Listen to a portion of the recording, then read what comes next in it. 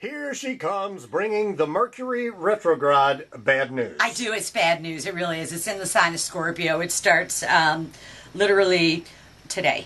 No! Yes. Mercury retrograde's in the sign of Scorpio, and it'll be retrograde until the middle of November. So we have 3 weeks of bound to be done over again and bound to be repeated, miscommunication, misunderstanding. So Mercury is retrograde today, and then a little bit later on in the week, Wednesday, the sun goes into Scorpio as well. So for everybody, it's where you're going to be having problems where things are done over again and repeated. So it's I think the most frustrating thing for Libra is the sign that we're in. It's going to be in their second house of money, and I hate it when the universe messes with my money.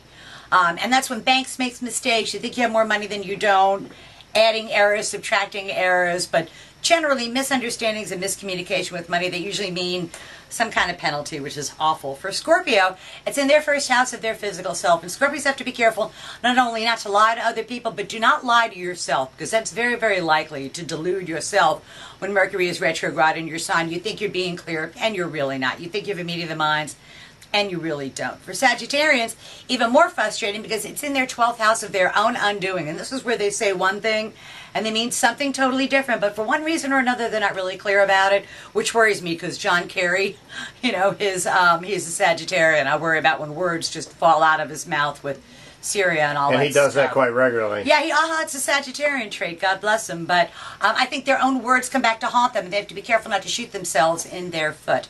For Capricorn, it's not so bad. It's in their 11th house of hopes, wishes, goals, and objectives. And that kind of means that they're going to start a group project, that they need a group to work together to bring the Capricorn what they want, but it's not going to go off quite as well as the Capricorn would want it to be. And they have to be careful because young people say they can deliver one thing, but they can't.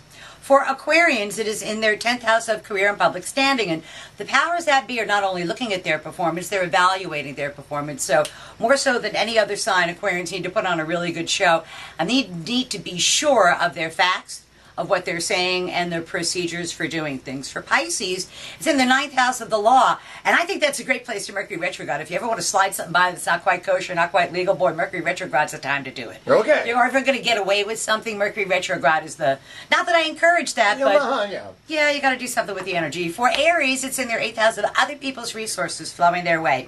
And they have to be careful to make sure that any kind of partners that they have the resources they say that they have, that it's not just a talk is cheap kind of thing. And they have to be really careful when they're balancing their checkbook to make sure that that all adds up as well. For Tauruses, it's in their 7th house of open enemies, and they are in the spotlight for one reason or another. And the problem with Taurus is they may bite off more than they can chew and have to be more than one place at once and have so many things going on that it's easy to let something slip through the cracks, and then people are going to be pointing their fingers at the Taurus going, it's all your fault. So Pat's working so hard, and I know. easy to have that happen. Yes, and so that's why you want to make sure before it retrogrades, to try and make sure that you've got all those bases covered, which it's a little late for that. For Geminis, it is in their 6th house of work and responsibilities. There are problems going on at work for Geminis everywhere. And that they need to make sure that they don't waste time tracking down any kind of rumors, and that they are abundantly clear into all Geminis. I say CYAWP with paper. Gotcha. That's what they need to do. Yeah. For Cancers, ton of fun. 5th house creativity. They're going to start a whole bunch of new kind of projects, and it's a very loving time for them.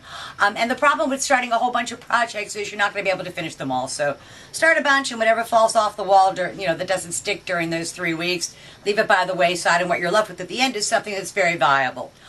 For Leos, it's in their 4th house of home. They're going to be remodeling their home, refurbishing their home, doing something with their home, and they need to make sure they have a plan for it, because that's the kind of thing where you knock down one wall, and another wall shows you that it's got problems, and you paint one wall and you end up painting all of them. So it's about a 3-week period. So make sure you have a plan. And then for Virgo, the last sign, the pace of their day-to-day living picks up to warp speed. They've got places to go, people to see, things to do, lots and lots of travel.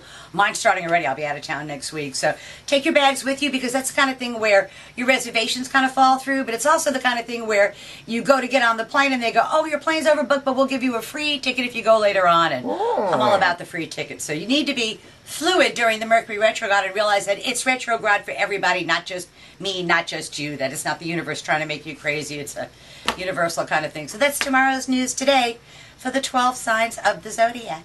We'll see you next week. Hopefully it gets better. I hope so. Have a fun one.